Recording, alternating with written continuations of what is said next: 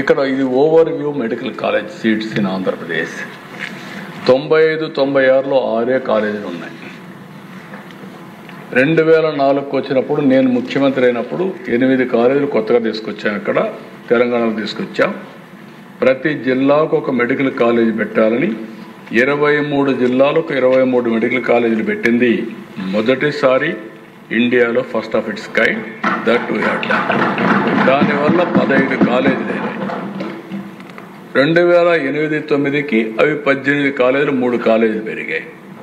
14-15 తర్వాత వచ్చిన గవర్నమెంట్లు దాన్ని ఇంకొక 6 కాలేజీలు పెంచారు. మళ్ళీ నేను 19-20కంతా 5 కాలేజీలు పెంచాం. 24-25కి అవి 36 కాలేజీలు అయినాయి. ఇప్పుడు మొత్తం కలిసి 38 కాలేజీలు వచ్చే పరిస్థితి వచ్చింది. Government 18, private 18, all India institute medical science 1, గీతం 1. ఈ 36 కాకుండా 2 ఆల్ ఇండియా ఇన్స్టిట్యూట్ 1, గీతం 1 డీమ్డ్ యూనివర్సిటీ, మొత్తం కలిసి రాష్ట్రంలో 38 ఉన్నాయి.